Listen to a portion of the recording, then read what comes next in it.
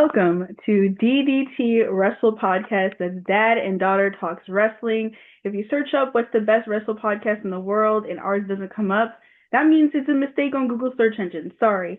We are a wrestling podcast. We love to talk all things wrestling. And to no surprise, today we will be talking about a couple of topics and then, of course, SummerSlam. So without further ado, let's talk wrestling. I'm going to be starting off with the first topic, and it's going to be on Hogan. Yeah, I figured that is the talk of the town. Look, the man is the most iconic wrestler in history. I mean, wrestling was like on the back channels of television, wasn't even really on TV. And once Vince and him got together, Mm-hmm. they took the whole Hulkamania that was started in AWA and just took it to a whole different level. It became mainstream. Not taking that away, definitely an iconic person. But Terry, on the other hand, is just in his older age, lots of scandals. Even the with stuff with the daughter, all kinds of stuff. So it's like when someone passes, do you think about like, and this goes through history. Do you think about their legacy, the contributions they may have made, or the way they kind of ended it? What's the saying? And if Ava was here, you die a hero, or you live long enough to see yourself become a villain. Mm-hmm. And he is the epitome of that, um, based on the way we saw his last appearance in WWE. And then, not to get political, he jumped on the MAGA train, which isn't very popular. Um, so it's just been as far as the outside, there's people within the industry that are giving singing his praise. Mm-hmm. Some of it by, by what their company is doing, and some of it just because they don't care about what he said or what he did. I look at some of the comments. I saw that Chelsea Green, she was talking about going off social media because she was at a media presser or something, and they asked her about it. So she talked about kind of the same points I said. His legacy is undeniable, and she got death threats. Like, come on. I just don't get into this whole thing of like, if you're black, you're supposed to be dancing in the streets that he's dead. Mm-hmm. That's not who I am. That's not the type of person that I've been raised to be. I understand that he is a piece of crap based Mm-hmm. on what he showed, based on some of the stories that you hear about the way other wrestlers were treated. But that's not my story to tell because I'm not in that industry. I'm just some outside fan. But my feelings completely is that I understand that he is an icon Mm-hmm. on Mount Rushmore. He is a staple on around Mount Rushmore of wrestling. The person outside of Hulk Hogan, definitely questionable.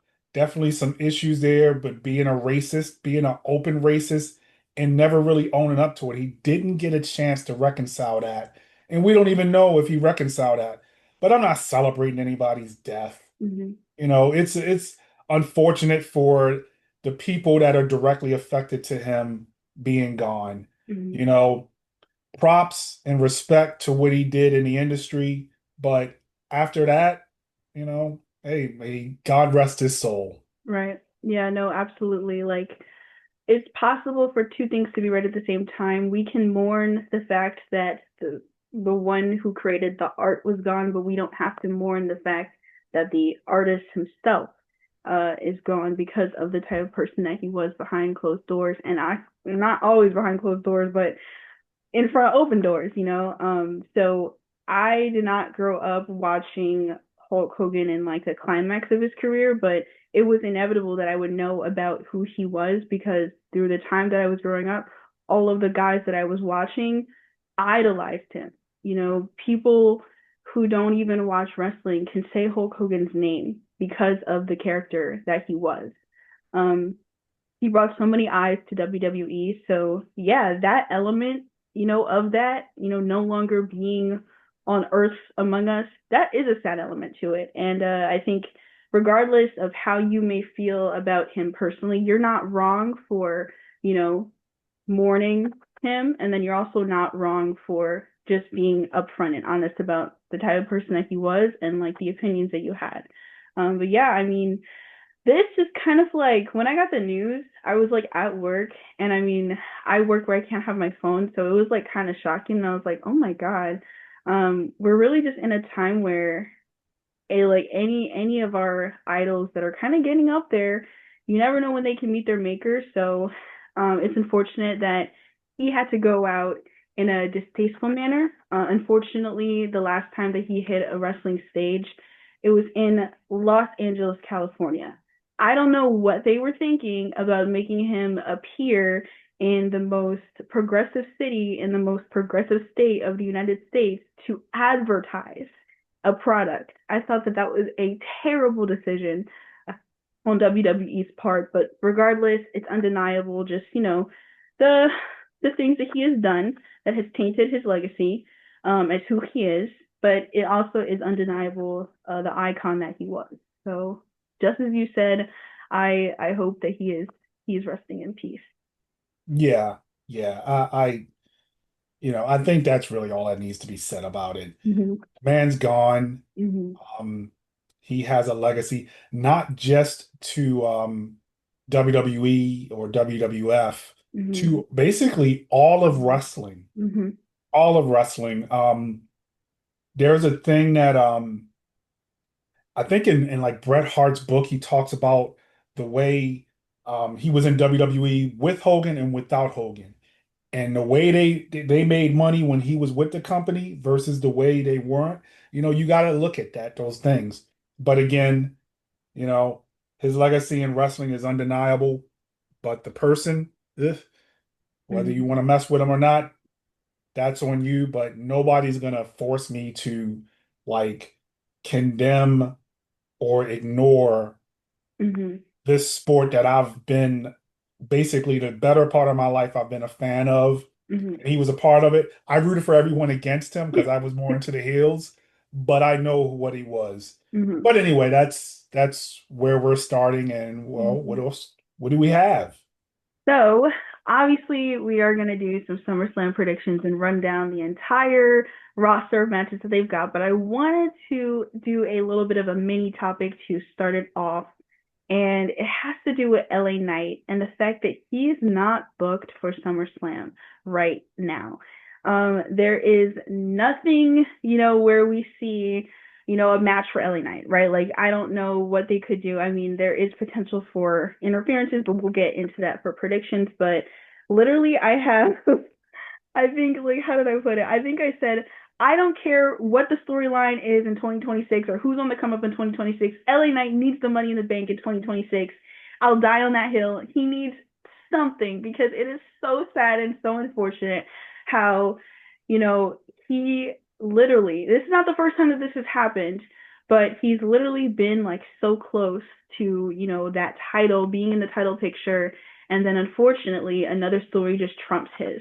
Um, it's so sad. And SummerSlam is a 2 night event now from here on out, and he's not booked for the first 2 night event SummerSlam, and it is such a shocking thing to say because like it's LA Knight, So yeah, I just want to start off. I'm like LA Knight needs his flowers in some way, shape, or form. If he can't get it in 2025, he has to get it in 2026, and not by proxy, not like a oh yeah he won this cool gimmick match at this event. No, he needs a main title in some way, shape, or form. I don't know how they decide to get him there, but with all due respect to any talent who is there or any people who come up from NXT, I'm sorry.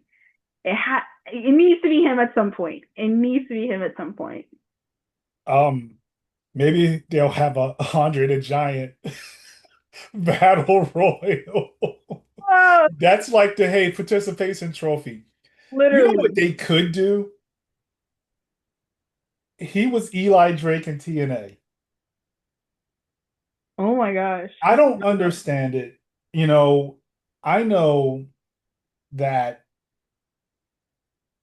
Kevin Nash has been open about him just not being a fan because he's like he said he's the White Rock. Like on his podcast, he referred to him. He's like, this guy is just imitating The Rock and Stone Cold, and he doesn't get it. Triple H is very close with Kevin Nash. I don't know if there's a you have to wonder if there's something else bigger, like than just I know circumstances were pretty jacked up where his popularity really rose when Roman Reigns was the champion forever, since you were a teenager. So, I mean, in LA Knight Rise, they wasn't taking that title off Roman Reigns, and they went to Saudi for one of those shows, and they put him in that title match. It just he wasn't winning that, and Mm-mm. it's like since then it's just been like he was stuck in the bloodline purgatory, Mm-hmm.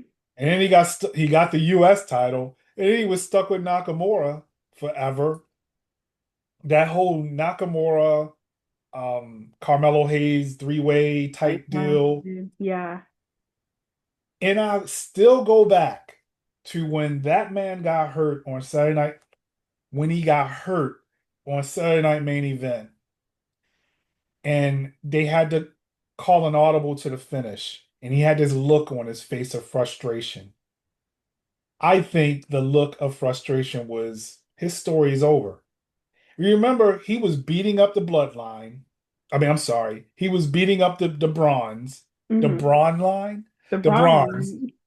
And he had the moment where he was eating the popcorn behind Seth Rollins that led to the Mm-hmm. Saturday Night Main Event. He was in that story. We haven't seen him since his injury. So that's like they just pulled the plug on him, period. Mm-hmm. So I don't know if I still think like, and we're gonna get into predictions. This Roman Reigns and Jay Uso versus the Bronze is not is it's like not balanced to me. I feel Mm-hmm. like they have to introduce a third member, and then you can maybe have incorporate LA Knight into that somehow. How do you not book him for SummerSlam? He gets the biggest pop. Now I hear, like on Busted Open and like Bully Ray talks about, like it's kind of the thing like with Joe Hendry. You sing his song, LA Knight gets the big pop, and then the match happens and the energy somewhat goes down. That's his take. I kind of get where he's coming from. Like, he can cut a promo, he gets in a ring, everybody does the yeah when he punches or whatever, but he's still one of the most, oh, you want a reaction. He gets probably the second or third biggest reaction in the company. Mm-hmm. Well, probably the third, because that pop for Roman was insane. Jey Uso always gets a pop. That's true. Then Rhea Ripley. So he's in the top five, Cody, of just pure fan engagement. How do you not have him booked in some high profile match? They still have a Raw and a SmackDown Mm-hmm. to figure something out, but who does he dance with? I don't know who his dance partner is. I don't know what it is. I don't know if it's the old dreaded backstage politics or who knows, but it's a shame. You want to see him on your TV. You Yeah, want to you see him, do. but apparently not Mr. Paul Levesque. So now into SummerSlam predictions. Right now, there are 12 matches booked for SummerSlam. So we're, of course, assuming 6 matches for night one and 6 for night two, depending on, of course, if they add any other matches for the two go home shows. So the order I have it, I don't know what's going to be on night one or night two, but I have the matches and then, of course, their counterpart match on the other night. But this is what I would think the order would be. So first, I think that they're going to open one of the shows with a tag team TLC. I think it'll be a hot opener, and it, kind of takes us back to the early 2000s, late 90s pay-per-views where they had like the Dudley Boys and Edge and Christian and the Hardy Boys and their TLC matches for the tag titles, and it'll always just be hot openers every single time. So yeah, I think they're gonna open with that match, and so I have like a fake answer, and then I have my real answer. So I think there's potential because Ava called this era the era of surprises, and I think that's a perfect name. I have a rogue winner, and I'm like, you know what? I think Andrade and Rey Fenix will just win the titles just for fun. And my reason for that is because they want to keep the titles moving so we never get bored of who has the titles, and there's always like potential for them to lose it. What I will say is I'm happy that this match is on a pay-per-view and not just on a random Friday that they did last time, because that was so annoying how the Street Profits never actually got to be on a PLE. But my real answer is I think the Wyatt Six are actually going to win because they haven't had it for a long time.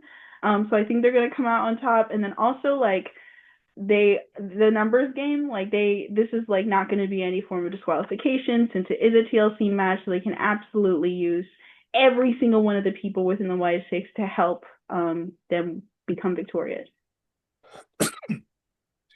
So I'll do the who should win and who will win. Well, I think who should win is a team that I mean your team hasn't held the titles and I don't know what they're doing with that push. Maybe they're getting a push.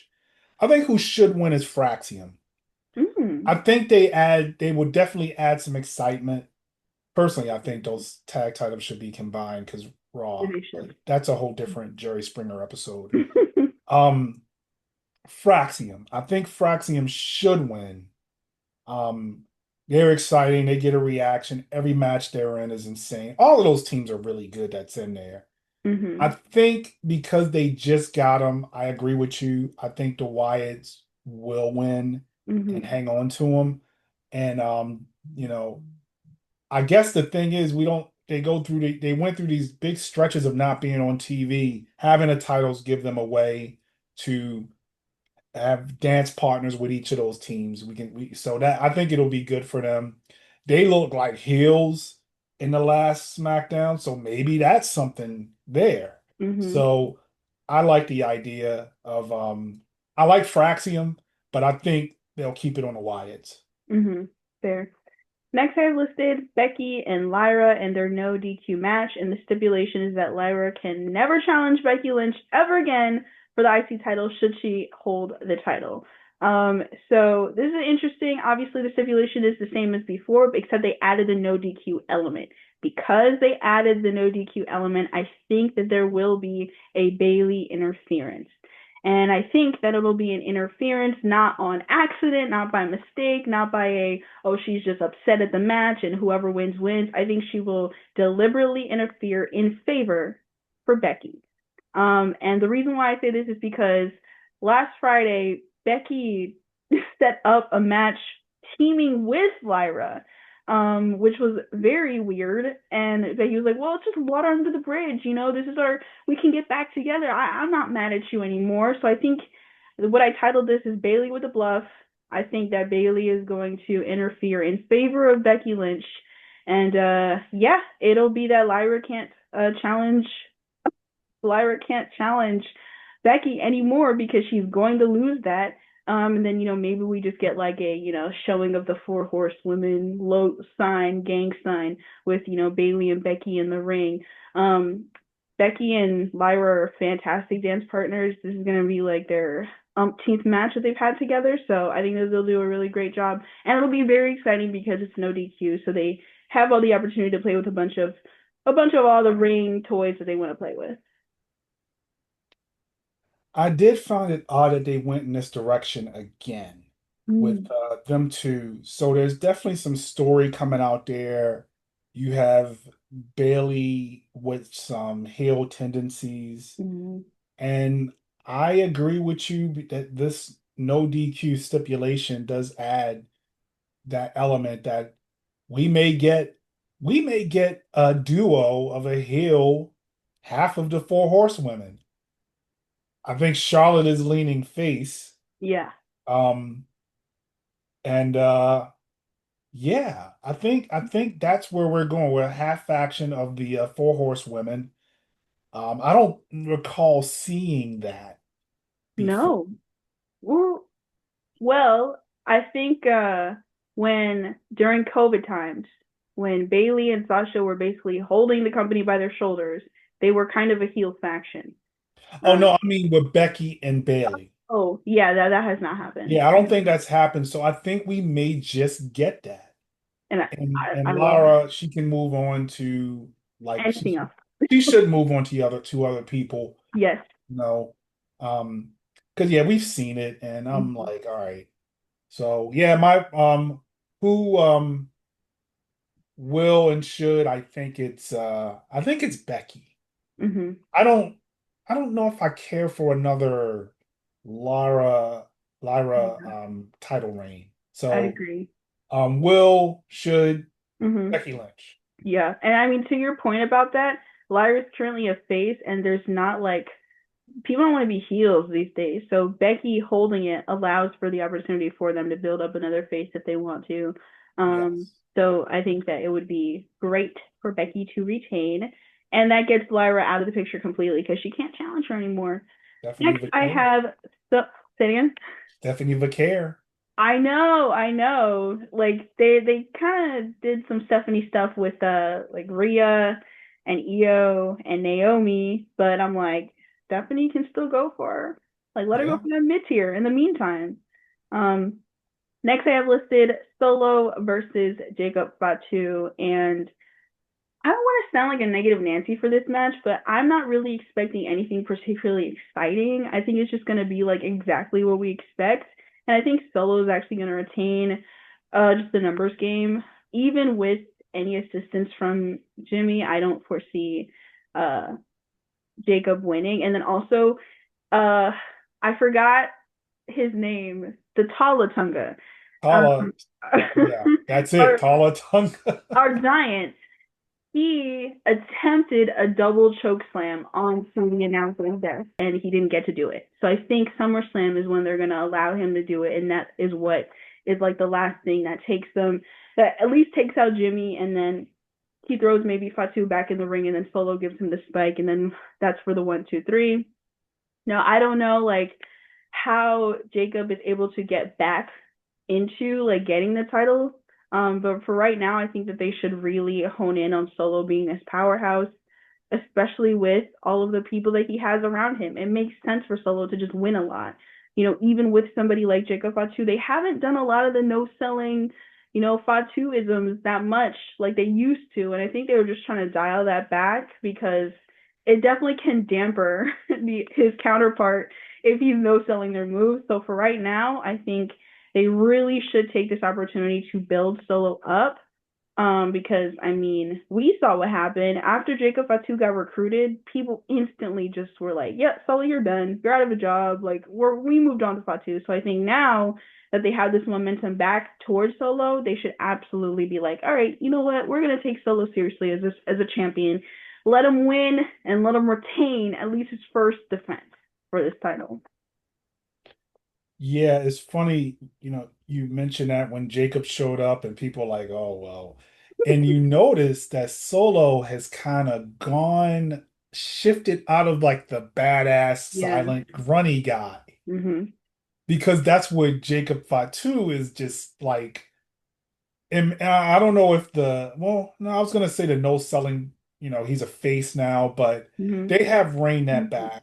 Yeah. Um, but anyway, off the bat, Wood should is Solo.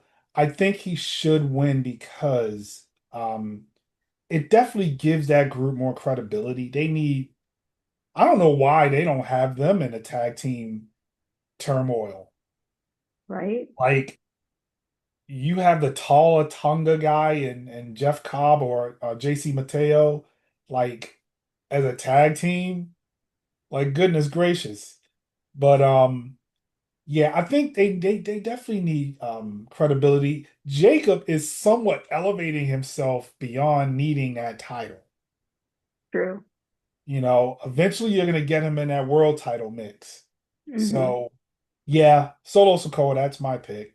Like, and to your point about that, he's definitely a contender for me to win Elimination Chamber. And if they weren't doing this whole like Sammy, David and Goliath going to Saudi Arabia kind of thing, I would say also for the Royal Rumble too. But that's the story is written there for Sammy. Um, Well, we saw, I believe, with Jey Uso, his popularity kind of screwed up plans, that's true. and they put him in that match to get to win that world title. You never know. You So, never know, but for Saudi money, I don't know if they'll break their promises. But who knows? Who knows? WWE, they love to surprise us. Next, okay, so the order for these two, I think they're gonna be on the same night, but the order for these two, I am not sure how they're gonna do it. So I'm just gonna say the tag team Roman and Jay versus the Bronze with the evil troll Paul Heyman on their side. So Roman Reigns will not be touching any one of the main events. He simply cannot do it. Because of what they have listed for these matches, Roman Reigns can't be in the main event. But he's still in SummerSlam, so we can be thankful for that. You brought up a great point about how this really doesn't look like an even playing field. I mean, Roman Reigns ranked 100 on 2K. He's doing that for a reason. He single-handedly took out Big Bronson Reed, who gave Seth Rollins 7 tsunamis, and he took out Braun Breaker by himself when he came back in Birmingham, Alabama. Now, they did get their lick back, and they were able to get the upper hand on him the following week, but still, it's like, this does look uneven. I am not really convinced that they would have Roman Reigns lose on the first PLE he comes back. But WWE does like to do surprises. I think that they would have, if they were to have the Bronze win, it's because a new member comes in some way, shape, or form. They finally introduced this new member that we've been saying that they need to have. Who is it? I have no clue. I can't even like maybe somebody that we are not expecting, maybe somebody who's not even currently on the roster, but I have absolutely no idea. But I think it makes sense for them to bring in a new member. You have somebody.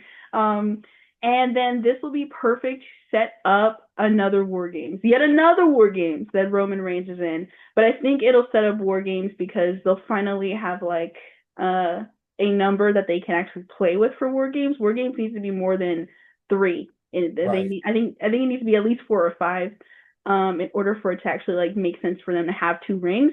So yeah, I think if the Bronze take this win, then it sets up War Games for Team Roman versus Team Seth or whatever. I don't know. But yeah, so what are your what are your thoughts? This is a crazy if I had the pin, and I don't think they'll do it because of who this person is. The third person, because it is completely not balanced. Yeah.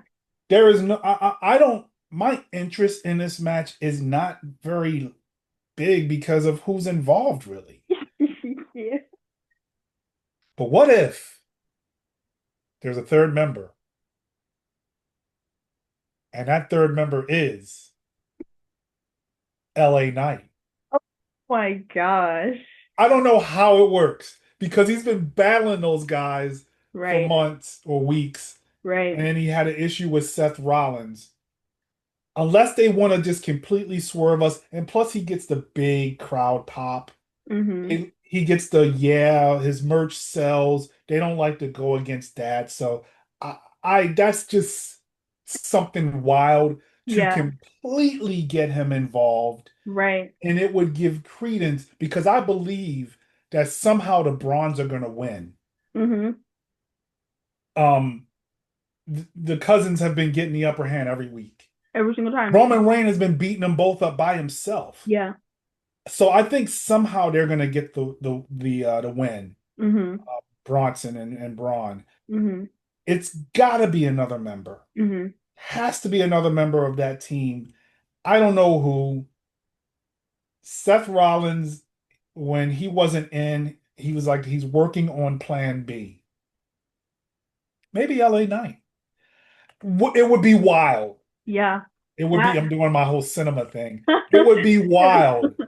It would be wild because I don't know what the logic would be, but hey, he could cut a promo and say why. Everybody hates Roman Reigns, everybody hates Roman Reigns. so you know he could go there. Yeah. But I somehow they're gonna get that win, and they should and um will win. That's my prediction. The Mm-hmm. Brawns are gonna win because it's like a pointless feud. It's Yeah. freaking Roman Reigns. They Yeah. don't even need Jey Uso. No. They just No. need Jay for him to do the thing. Yeah. They like he's just like a cheerleader. Roman Reigns could fight both of them and win It could because be of it could be a handicap match right now. how imbalanced it is. It So is. a third member pops up or Mm-hmm. fourth member or whatever, but someone's gonna interfere. Mm-hmm. Watch it be somebody like Almost. Oh my God, what an odd pairing. It I'm really I is. wouldn't be surprised. They're just throwing random dudes like together at this point. And but what I will say about your point about LA Knight, it sounds like it's like, oh, it sounds awesome and super cinematic, but where's the logic? You don't need logic. Bronson Reed was seven tsunamis to Seth Rollins. They're in a faction. So LA Knight can literally just say, well, if you can't beat him, you join him. And Roman Reigns was a bigger enemy to me. Roman Reigns and the Bloodline were bigger enemies to me than any of these dudes ever were. So you know what? I'll be a part of this somehow, some way. And then of course he can do some kind of heel turn on them. Da da da da da. You know what I mean? Like it doesn't have to be forever. But for this, I think that would make for it would it would mend all of the issues we have right now with the fact that LA Knight is not in it, and then the Bronze can also win. Right. And during Roman Reigns' 15-year reign as champion, everybody got screwed on that roster. Yeah. So yeah, I think Wood should is the bronze. And then the other match that I wasn't sure which order it would be is Gunther and Punk. So yeah, I wasn't sure if they were gonna have Gunther and Punk be the co-main event for night one or Roman be the co-main event because it's Roman. But again, I don't support that match being close to the end just because it's a tag match. But Gunther and Punk, I have it here, and it is not the main event for two reasons. I think that CM Punk is going to win this, and it'll be that he finally gets his gold at SummerSlam, which I don't think CM Punk is a popular here. I think that there are going to be a lot of people that think Gunther is going to win because it's Gunther. There's he can submit them. Gunther can win in a multitude of ways, and that's why his matches endings are always unpredictable and excited to see. So I think that they're going to kind of go for a surprise here, and CM Punk is going to win, which sets up future predictions that I do have. But one of the key things about this not being the last match of the night is we are not going to get a cash in here. Obviously, we know that if there's any people that mix worse than water and oil, it's going to be CM Punk and Seth Rollins. They're mortal enemies. They are opposite ends of every spectrum ever. They never want to be, on the same side of anything. They don't like each other, right?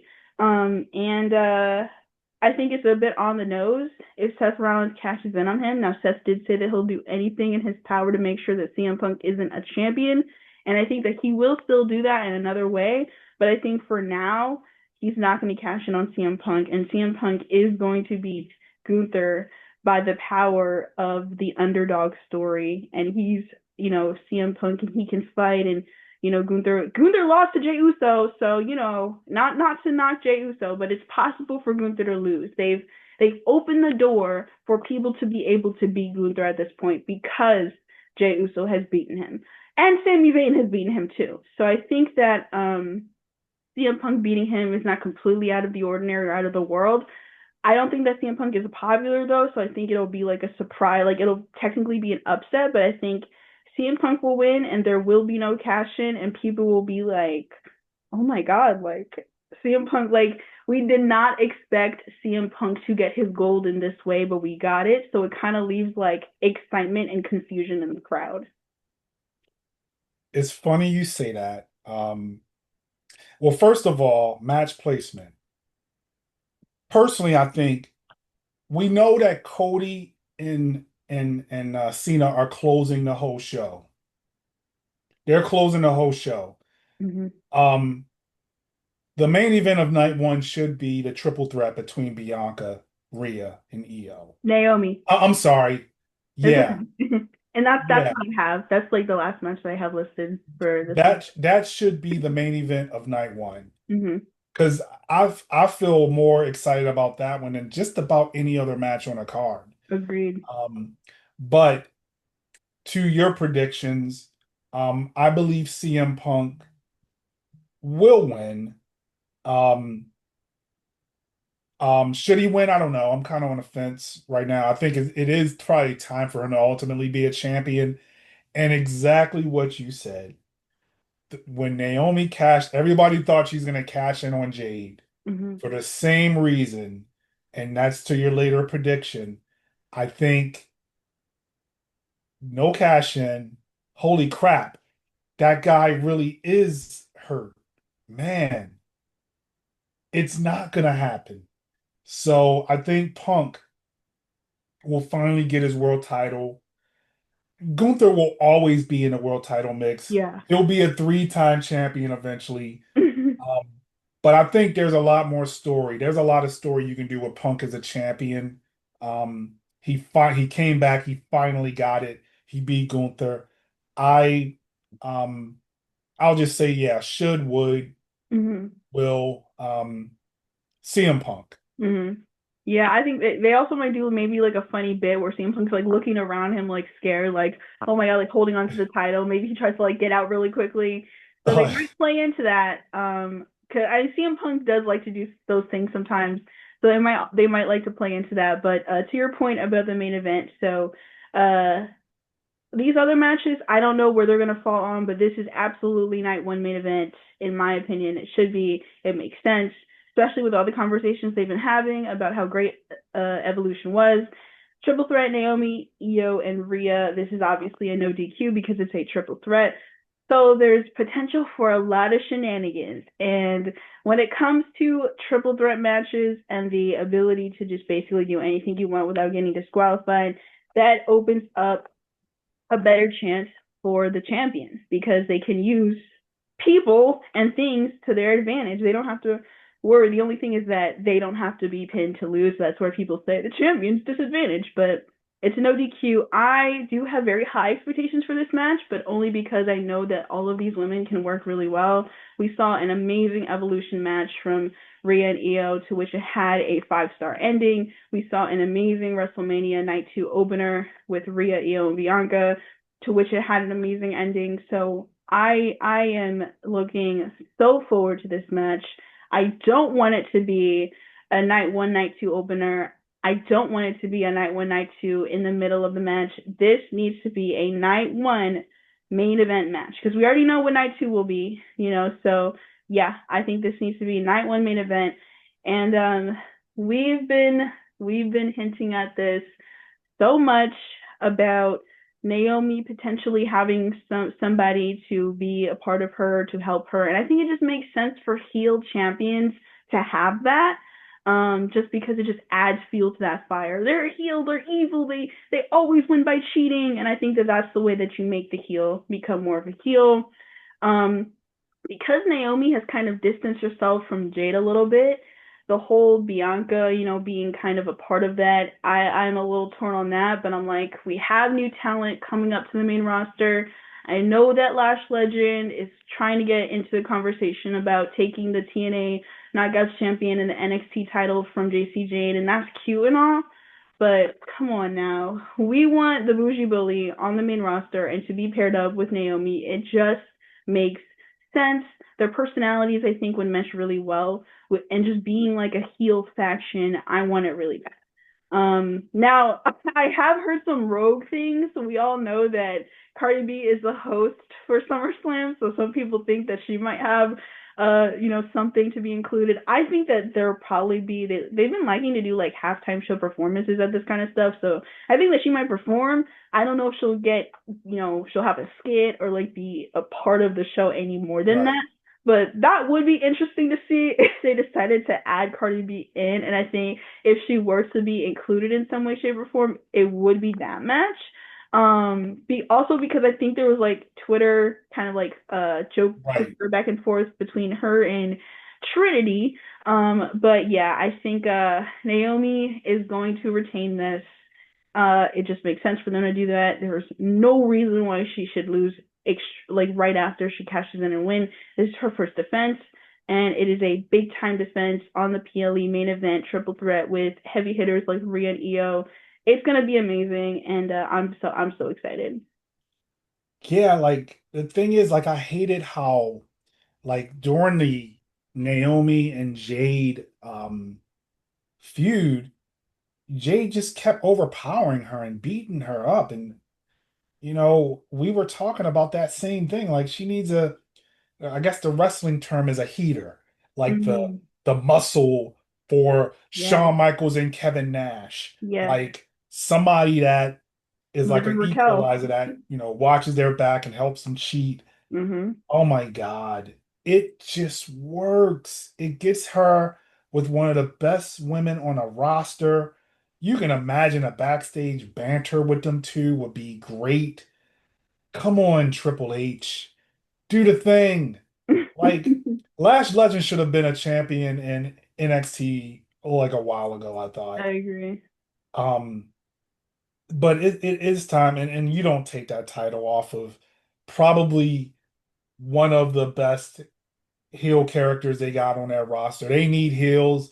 Naomi's a heel, like, and then you bring in Lash Legend that instantly is another heel. She can work. She has the look. Your prediction is my prediction. Um, really, yeah, no different. Um, will should and then another point to that is Rhea Ripley is so like the same issues with Roman Reigns and those guys, Braun and Braun, like is the reason why adding someone to help Naomi in her title reign, it works. Rhea Ripley is just such a big character. Mm-hmm. You need to balance that out and Mm-hmm. have like another character, and that person is Lash Legend. So your prediction is my prediction. Agreed. Totally agreed. So then the other night, as I said, I don't know which night these matches are going to be on. What I will say is this: if that TLC match is not on night one, then it'll open night two. I think that the counterpart match to that is going to be the Jelly Roll Randy Orton. Sorry, saying Jelly Roll is kind of funny. Jelly Roll and Randy Orton versus Logan Paul and Drew McIntyre. This match is obviously the celebrity match, and I don't really have any notes for this. I'm just like the celebrity wins, I guess. Like that's usually how they like to do it, send people happy. Um, yeah, I mean, I know Cardi B is hosting and whatnot, so she's the other celebrity, but Jelly Roll's actually doing in ring stuff, so I'm excited to see what he can do. I forgot what move he gave to Logan Paul. I don't know if it was like a choke slam or It's called a black hole slam. a black hole Like slam. the big boss man used to do it. And oh my God, his name is eluding me. And TNA, he's an agent. He might be even helping him work out. He was Mm. Abyss. Abyss used to do what's called a black hole slam. Mm-hmm. Um, and he's actually booking matches for WWE, so he might be helping Jelly Oh, Roll work, as a big man. yeah. So yeah, and he performed it very well, and his punches look good. Yeah, Jelly Like Roll they has weren't been like working. that's one of the big telling thing is like how does a wrestler's punches look? Do they look Mm-hmm. believable and he's not hurting the person? So Mm-hmm. props to Jelly Roll. Yeah, no, I am excited for this match because Jelly Roll seems to be very interested in wanting to put his all into this, and that's where I can appreciate celebrities being involved. So yeah, I think that Logan Paul is gonna attempt the brass knuckle thing. He's probably gonna have his lackeys, in the audience. Maybe somebody who's Jelly Roll's friend is gonna help out in some way, shape, or form. They really like to do, crowd things. I remember one time where the comedian Andrew Schultz actually took a bump from Logan Paul. So the options are endless at this point with, Logan Paul coming into WWE, opening that door for other celebrities to just be there because Logan Paul is just a universally hated guy and he plays the role really well. So yeah, I think it'll be an exciting match. Logan Paul will get to do, his Cirque du Soleil stuff and all of his agile flips and stuff because Orton and McIntyre are great to work with.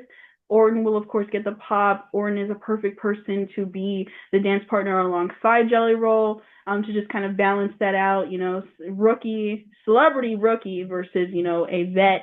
And then of course Drew McIntyre is the perfect man for the job to be with Logan Paul. Now I was surprised that, Drew McIntyre returns and then he decides to pair with Logan Paul. But you know what? Hey, I'm just glad that Drew McIntyre is back and he actually gets a match in SummerSlam because he's Yeah. just another one of those that sometimes gets lost in the dust, but he's like perfect for this. And can't wait to see what his next board at work thing will be. I'm not sure if he'll do that, but yeah, I think it'll be an exciting match and I think it'll be a good opener. Yeah, it's a celebrity match. I mean, you got to send the people Yeah, happy. to be happy. My prediction is that Jelly Roll does a RKO and then he catches another RKO. He does an RKO on Logan Paul. Logan Paul is the dizzy cell for the RKO, Mhm. and then he'll catch an RKO from Randy Orton, Mhm. and Jelly Roll gets the pin somehow. Ooh. Ooh, you know what? They're also gonna do a spot where they do a double DDT. Orton will hold McIntyre and Oh, Jerry will right, hold Logan. right. His So yeah, like vintage Orton, they're not gonna do it. So they're gonna do that too. That's gonna be I fun. can totally see that. But it'll be a fun match. Jelly Roll is definitely you can see the dude is at the Performance Center getting some moves in. Hmm. It's going to be a fun match. Yeah. Definitely. Oddly enough, I'm more into that match than the Roman Reigns and Jey Uso match. Hate to say it. I'm sorry, it's just imbalanced. It's true. It's Yeah, and I don't see. I guess the question is if Drew and Logan win, are you going somewhere else with this feud? Or mm, is just a one-off for Jelly Roll to get his that's what I think. I'm leaning more. yeah. It's just a one-off celebrity SummerSlam match, Yeah. and they're gonna get the win and move on. Yeah, and like all due respect to Jelly Roll, I don't necessarily see the interest in like booking him for something else again. I think celebrities Yeah. are good for the big events, but I don't think that they need to be in storylines. You're a singer, so go back to your lane, and then if you want to Thanks come for back playing. again, if you want to come back again for like another show, that's cool. But yeah, I think it being a one off is good. If they decide to revisit it, then I mean, is Jelly Roll gonna take a flight to Paris to go to Paris? I don't know how the Paris crowd likes Jelly Roll. I don't know if that'll be a good A idea. one-on-one with Logan. I mean, you know what? Anybody against Logan Paul is gonna get cheered. So, they can advertise that if they want to. At Can they this point. have a match though? You got a completely Oh, green guy. yeah, That's that's why he's in true. a tag team That's match. true. Can That's the Logan risk. Paul call that match? I don't think so. Not with the celebrity. He probably could with an NXT guy, but Right, I right. Because I don't. that's a wrestler going Right. through reps that's Hmm. been wrestling. Right. Like Logan Paul, I think, just based on his athleticism, would have a great match with any like wrestler. Hmm. Very, very So true. So then next I have listed Sammy and Kross. I think this will be like kind of early on, night two or night one. And basically I have it titled God If You Can Hear Me, Let Karen Cross win. Um I don't think Sami Zayn needs to win this. I think they can still go on with the story of, or the story that I think they're leading to of like, Sammy can't win any matches. He's the David. He's the hopeless. He's never gonna win again. And then he like takes some kind of hiatus. He comes back and wins the Rumble. Oh, and yeah, Kieran Cross needs to be on TV. That's it. Like that's it. We want to see a true menacing heel. He plays his character so well, and yeah, I'm like I love seeing him on my TV. He uses his time perfectly, And I think this one would be so great for him. And I don't think that they don't even need to revisit it in Paris. I think that this should be like, I don't remember how many matches they have had. Sometimes they do like to do like finishing out the full saga to make sure, oh, this person is the definitive winner of this, you know, like back and Right. forth. But uh Kross needs to win this one. Yeah, I think Sammy beat him, and then he just beat Sammy with Oh, the hurt rib. by cheating. Scarlett gave him like a metal pipe or I something. forgot about that. Yeah, he could get the upper hand in this because he still has taped ribs. His ribs Yeah. are still jacked up. I thought this match was gonna be on Raw. Maybe I'm wrong. I didn't know it was booked for SummerSlam, but either way, Hmm. carrying Cross, the dude needs wins. Yeah. He, a loss keeps him in the under mid card. I know they're like, I don't think Sami Zayn needs to win a match again, and then he could have a match Ever. and win the world title. You'll Yeah. still be into it. Exactly. He could lose every match up to the Royal Rumble and then win the Royal Rumble. Like that, Exactly. they could do that for the Exactly. rest of the year if they wanted But to. I think who should and will is Karrion Cross. Yeah, totally agree. Next, I have Roxanne Perez and Raquel Rodriguez versus Alexa Bliss and Charlotte Flair for the tag team champions. Um, So I have Bliss and Flair winning. And basically I just titled this Flair gets the gold. She finally gets the gold that she's been wanting since she's returned. And also the caveat is that Dom is preparing for his match. I have his match on the same night as this one. That way there's like that, caveat to why he couldn't be out there to help him cheat. So yeah, I don't think that they're gonna win this. I mean, there is still the potential of JD and Finn Balor coming out there to do some shenanigans. And Alexa Bliss and Charlotte Flair don't have other friends besides each other, and they still claim to not be friends. So I don't know if anybody would like come to their aid or help them, but regardless, I think they're still gonna end up on top to finally get the gold that Charlotte Flair has been wanting. And I mean, I think that this odd couple pairing that they've been doing with them has been perfect. And I think that they'll be exciting with the tag titles too. Raquel and Roxy have been the heel title holders, so now we have face title holders, and then it'll just bounce back from there. If Roxy and Raquel retain, I wouldn't be particularly upset, but I do then question kind of where they go with Bliss and Charlotte, unless they do the thing where they win and then they instantly lose on the next show. Because sometimes they love to do that kind of stuff. They love to be like, oh yeah, this is how SummerSlam went, but make sure you watch the Raw and the SmackDown after the SummerSlam because you never know. So they could do that kind of thing, but I think it's time. I do love to see Judgment Day with gold, but it's time for Charlotte Flair and Alexa Bliss to get those titles. Yeah, they've been stringing a lot of wins together, Mm-hmm. Roxanne and Raquel. So I think that's why they're about to drop those titles. Yeah. And it gives, Liv can say you didn't hang on to the titles, you suck, blah blah blah. She's mad, and then Dom is, the lovers triangle with Dom, and then Finn Balor, somehow. Um, Finn Balor somehow maybe he accidentally cost them the titles, Mm. trying to interfere somehow, and then you have some So issues crazy. in that the current faction of Judgment Day. Yeah. But I mean, and then Charlotte and this is a new thing that you keep going. I think you put the titles on them, and you can build up some heels to go against them. This is beneficial for both of them. They were kind of two people that's just kind of been after WrestleMania with Charlotte, just kind of there. So I think Mm-hmm. this is a thing. Odd couple things typically work, and this is working. Should would Charlotte Mm-hmm. and Alexa. Mm-hmm. So next I have Dom and AJ Styles. So this build up for this match was kind of funny. Dom was evading because he was not cleared by the doctor, and he just walked around with this piece of paper claiming that he was injured and not cleared. And then AJ Styles was being random places telling Dom to get ready. I am very excited for this. I think it'll be, I mean, AJ Styles. you can't have a bad match with AJ You Styles. If you have a shouldn't. bad match with AJ Styles, it's your fault. Or they don't mesh well because I think Right. Sometimes that just happens. sometimes they just aren't, ring chemistry. I think was Circa Nakamura AJ Styles. It wasn't the best match together, and it just wasn't. It was just some people just don't have the ring chemistry, but I think that Dom and AJ will do well together.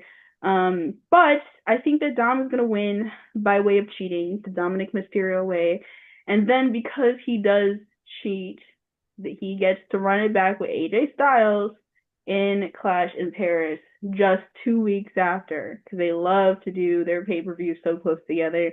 Clash in Paris is like 30 August, 31 August. So not that much time, and they can instantly just set that up. And you have to have AJ Styles in Paris in some way, shape, or form. I literally titled this Eles Vermont phenomenal because that's literally what they say every time AJ Styles is on their screen. They sing that song and it is so catchy, it's so fun. And the last time that they were there, it was like ear piercing. Like you could only hear that. You Right. couldn't hear anything else. That Roman France Reigns crowd, pop. yes, dude. Like there has not been a crowd better than the France crowd in my opinion. Puerto Rico is a close second, and then honestly, like England is awesome. England is just an awesome crowd too. But yeah, France has definitely taken the cake for the crowd. So yeah, I think that Dom will cheat in some way, shape, or form. He'll retain the title, and then eventually they'll have the clash in Paris. And I think at that point is where Dom will eventually drop the title. You may have changed my prediction based on the clash in Paris. Mm-hmm. That crowd pop for him winning the title there. Mm. Because I was gonna predict that they've been teasing Finn Balor, maybe doing something to cost Mm-hmm. them titles. But I think it makes sense, Mm-hmm. you know, to run it back. There's shenanigans, there's some interference or whatever. And the Judgment Day, you can't overcome the Judgment Day, and then boom. Mm-hmm. Um, um, yeah, Dom wins. Yeah. So yeah, to keep the storyline going, would Dom Mysterio. Agreed. And another thing I kind of wanted to also talk about, I think there was like a clip where Dom went on Triple A or like a Triple A like event, Uh, which that's very exciting for me because I love the believe that they're doing with Triple A and WWE and all of their Latino athletes. So I think that, even if Dom does end up losing the IC title, whether it be SummerSlam or Clash in Paris, he still has that, that limelight and that star power on both WWE and the Triple A brand. And, the advertising of both of them is just really good to me. they could do the same thing that TNA did. Put the title Yeah. On WWE another. star. Because he went in there and he beat up Vikingo. Oh, yeah, Vikingo, yeah. Yeah, he went and beat him up. So And they bring them back. that could be a thing. They were supposed to have Backlash in Mexico, but it ended up being in St. Louis. And I don't know what Right. happened with the logistics with that. I definitely think a main like WWE PLE should be in Mexico. It makes sense for them to do it there. You look at the roster that they have. Why the heck not? Mexico isn't that far. Get it freaking done.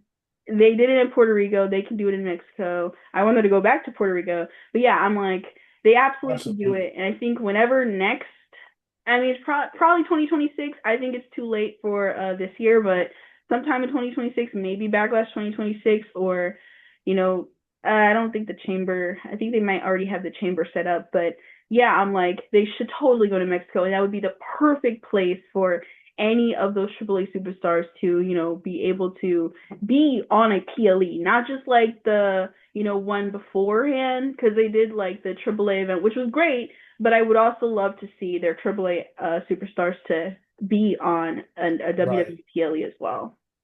Gotta see more Misty Iguana. Yeah, dude, I freaking love that dude. um, And then next I have this listed as a co-main event.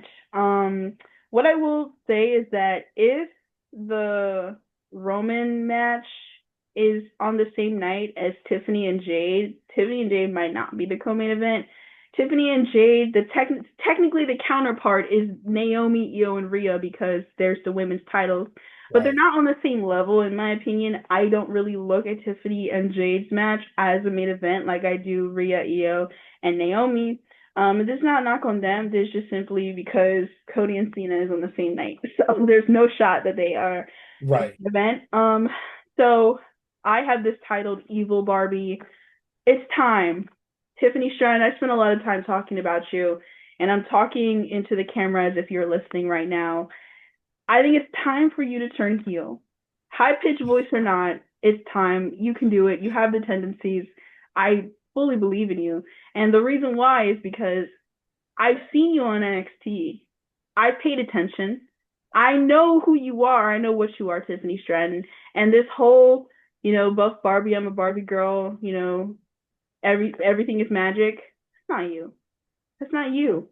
Go back to that NXT persona because you're like there. You would do things that are kind of like it, and I know that we have a term for that. We have tweeners. I don't like that. Pick a side. I think it's time for you to be fully heel. I know both both title holders will be the heels. Tiffany Stratton, Naomi, whatever. Um, what I will say is if Tiffany Stratton wins or loses, I still want a heel turn from her. And what they could do is that Jade Cargill can win this match, which will be big for Jade Cargill, by the way, because I personally am not ready for her to be a title holder. I think she needs a little bit more time. But Tiffany Stratton can win by way of heel or lose and then just start beating the crap out of Jade Cargill and they set up another like a rematch. They can set up another rematch, maybe a gimmick match, more stipulations. I am excited to see where this feud goes. They haven't done much with it. The only thing that they've actually given us is I forgot what it was, but Jade Cargill came to the ring for some reason. The what happened on the Raw is kind of slipping my mind, but they gave us like a sight of them both kind of like tugging back and forth. Right. So Right. we need them to get on that mouthpiece and go back and forth. That's what we need. I want you to sell this to me more. Sell this to me better than what you did for your WrestleMania match. I want you to show me that you hate each other because you guys both want the gold. That's the whole point of this. So I want this to be sold to me a little bit more because right now I have it listed as the co-main event because it just makes sense based off of the other matches here. Do I regard it as a co-main event? Not really, but I think that they have the opportunity to kind of, give us a good match, and they did. They did have a good match before. Um, but right now, they have the opportunity not on a regular Raw, SmackDown, whatever. This is on a PLE. And regardless, I think that the best outcome of this would be that we get a heel turn from Tiffany Stratton. And also, I'll shout out Ava here. She also predicts that Tiffany Stratton will turn heel as well. Yeah, it makes sense. I mean, I say she can't, she just, right at this phase of her career, she's not effective. I don't think she knows how to be a face. Mm-hmm. She gets the crowd likes to chant Tiffy time. They She do. can do that as a heel. Yeah, As an that's arrogant heel, she fine. can still do it's Tiffy time. Yeah. Still do that. She is not convincing, and I think it hurts her promos and Yes. just her presentation. I think it really made things awkward. Can you imagine if she was the heel going into that? I mean, and into WrestleMania, but I still don't think it would have worked because people were still fresh with Tiffy time That's and wanting to true. It was chant fresh that. after the cash in, yeah. Like we talk about Naomi needing like a heater or whatever. Give her like a fatal influence. Give her that. Let Yes. her be the lead of that type of faction and Mm. then just take off. Yes. Then when you put that title on her, now it makes sense. Now it's almost to me is like almost as forgotten as the US title with Julia. Yeah. Um yeah, she she needs to drop that title, and I think what better way to make her go heel than to her to lose that title. Mhm. Yeah. So, yeah, I think she will and she should. Whether Jade, I think Jade can be effective as a champion. You give her the Goldberg treatment. She, in AEW, she didn't have long matches. She did her power moves and she moved on. She works well with smaller people, uh, Mhm. people that are, more wrestling move friendly. Yeah. I think she has Naomi. I mean, I'm sorry, Naomi. Nia has good matches with like just about everybody, Mhm. but because I think she had a match with her that was really good. Maybe one of her best matches on SmackDown was against Nia Jax. So you can run that feud for the world title. It'll be fresh. That's So true. yeah, should would Jade Cargill. Hmm. And another point that you made about like I totally forgot to mention it. Yeah, Tiffany Stratton should have a lackey. Like the point about heel champion holders having people by their side to help them cheat. I don't know who, but like come on, you've got somebody that you can do. You know what I mean? Like Fatal influence. you got people exactly. I'm like you have people whether they are sitting in catering or people who are not on the roster yet. I know that you can put Tiffany Stratton with somebody. And then the point that you made about Julia, I I forgot her name, but she had come up on the whole like draft from NXT, and then they didn't really do much with her, and then she cut a promo on the Oh, back with Yana Julia. James. Right. Kiana James, who's now going to be the spokesperson for Julia to kind of help with the, I guess the uncomfortability with the language barrier, but then also feed into this heel gimmick that Julia is giving us. Which, by the way, I loved the heel turn that they did with Julia. I thought it was very effective. She's kind of also like changed up her style too. Like she didn't have to change her song. Thank God they didn't do that. But her tendencies are now more heel-like, and I think it's perfect that she has somebody who can be her spokesperson. And they don't do that a lot with the women. Like having that person who's kind of like in that Paul Heyman kind of vibe, which Right. I get it because Paul Heyman can't be replicated. Granted, I am happy that they brought Kiana James back for that. And I think whether they have somebody who could get physical or doesn't for Tiffany and Naomi, it makes sense. If Tiffany retains this title as a face, that's the worst thing you could do Where in do you go? wrestling. Where do you Where go? do you go? Because Where's the she gonna thing fight is, Zelita Vega? is she gonna fight Nia Jax again? Like I love their matches, but come on. So if Tiffany retains this title, it should be because somebody helped her do it. And I think that if they want to keep her as the title holder, she needs to go full throttle heel and have somebody by her side. It just makes sense, adds more writing, makes it more exciting. Um, so yeah, we're on the same page with that. And then of course we have the main event of SummerSlam, which I did not have the title. I had the title of this as the title of the previous podcast video that I had for the thumbnail as the Heist of the Century: the Encore. But I actually want to change the title of this. And the I want to change it to not making the same mistake we did on WrestleMania night 2.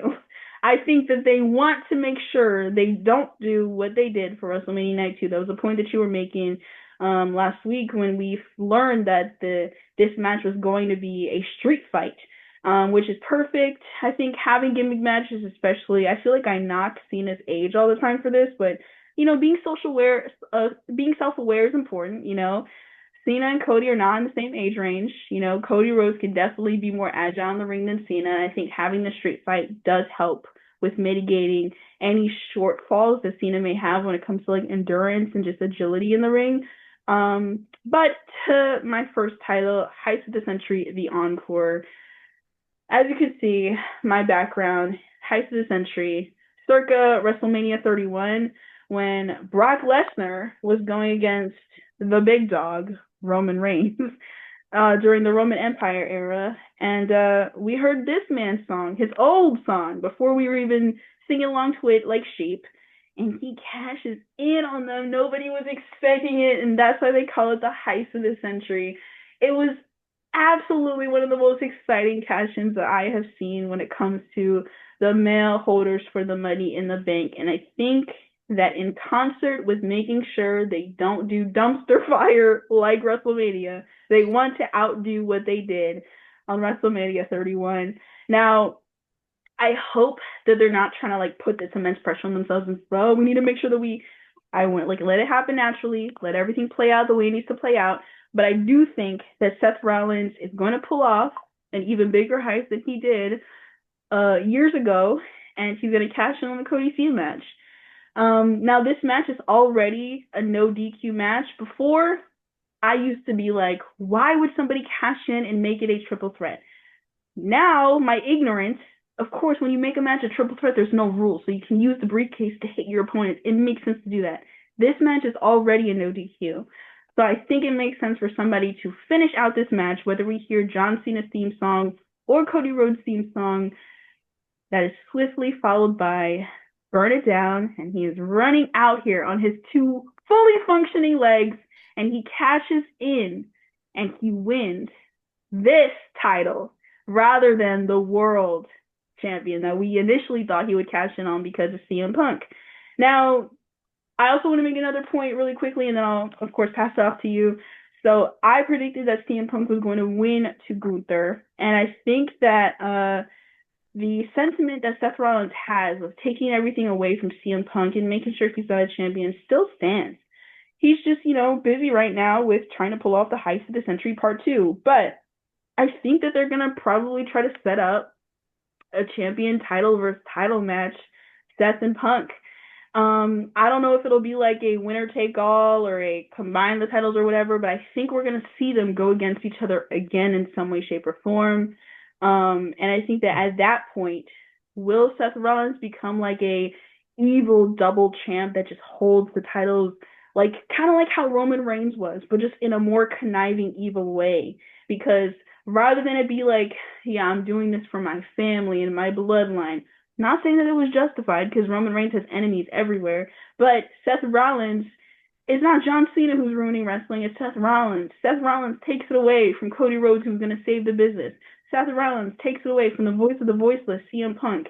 I don't know how they do that. It could be a WrestleMania match. It could be some other kind of stipulation match they have somewhere else, but I do think that this is going to be the placeholder that he does to get gold from here, and then he gets the other gold in some way, shape, or form, and it'll be in a crazy way to end night 2 for SummerSlam.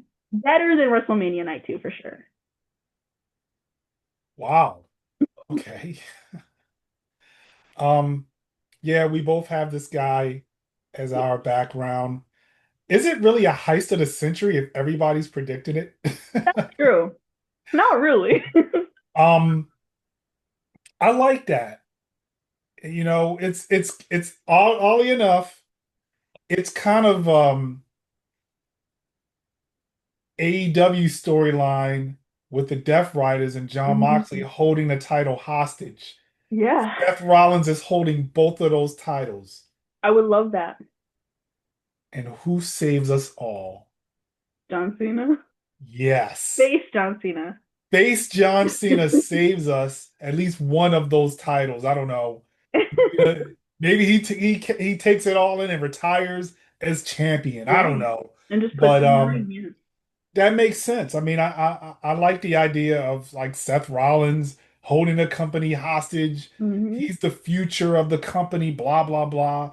But yeah, I totally predict him um cashing in, that being a talk of the night.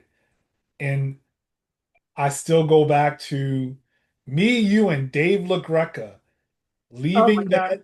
that bar watching. It was so crazy that he was there. I looked right at your face, right when the 3 count. 4, 2, Like it 3. was like you were dead inside. You didn't even you just picked up your stuff and we walked out. Yeah. And that was the exact same thing with Dave LaGreca. He was with his group and he was dead. He I think they're gonna do everything they can to step this match up to make it, you know, memorable, and then they're gonna have the cash in to make it even more memorable. Yeah, I mean, somewhere down the line, Punk won't have a long reign. He'll get that title. He's basically becoming Roman Reigns. Yes. That's the story here. The story is Seth is what Roman Reigns was. He even has his Paul Heyman. Yeah. So, and definitely match placement. Mm-hmm. Night one, you have the tag match with the Bronze. That way, night two, either way, They can help. Yeah. they'll be involved in this match. Yeah. And then you hear burn it down. Yeah. That's it. So my prediction, yeah, would Seth freaking Rollins. Seth freaking Rollins. Yes. So please, guys, leave all your opinions, anything you think in the comments. We want to hear what you have to say. It'll be an exciting, exciting SummerSlam, the first 2-night SummerSlam, so a lot of wrestling to look forward to. But yeah, this is DDT out. Peace. You just can't get up from that.